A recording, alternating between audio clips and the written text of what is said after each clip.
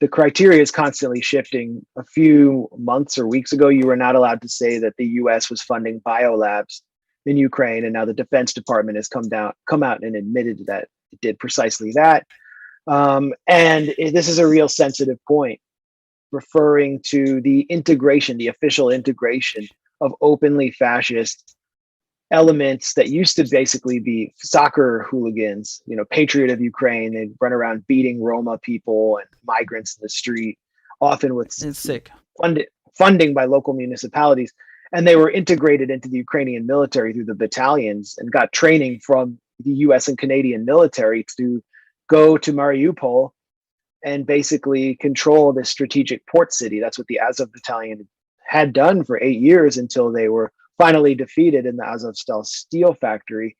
And you saw as they were holed up in that steel factory that the entire US media was just like I don't even know what channel I'm on, so I won't be able to use the right metaphor here. I don't know if this is just like for your independent thing. We're just on YouTube. Okay, well, it's like a guy who's like been serving a life prison sentence, and he finally gets a conjugal visit or sees a woman behind the plexiglass. Like they just wanted to explode with orgasmic fascination and love for the Azov battalion, but they couldn't because they knew that they were wearing Wolf's Angle swastika style Nazi insignia on their uniforms, and that they were founded by Andrei Beletsky, who said that his mission was to destroy the Semite-led Untermenschen. He said that as late as 2010. And so the US media was just like, they just had to hold back. They held back. And then finally, they were defeated, and that uncomfortable saga was over. A few people couldn't hold back. They were just like, they are very brave. One thing you can say about them is they're brave. They might be Nazis, but they're brave Nazis. And it brings us to the whole issue of NATO, back to the whole issue of NATO. Who founded NATO? Who took over the BND who set up the BND with the Gestapo's files? I mean, it was Reinhard Gehlen, it was Nazi generals.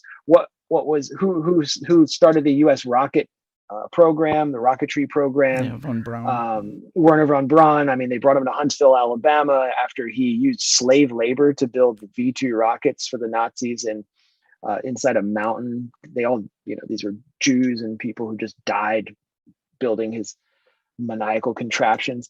So this whole history has kind of come full circle, along with, the history dating back to 1979 and maybe even before, which I wrote about in my book, The Management of Savagery, of the US weaponizing jihadists or, extremist Islamist elements. All of this to weaken its traditional foe in Russia. And so according to this study, you're just not allowed to talk about history, context, or the political reality on the ground in Ukraine. You just have to sit there, Clockwork Orange style, and just obey.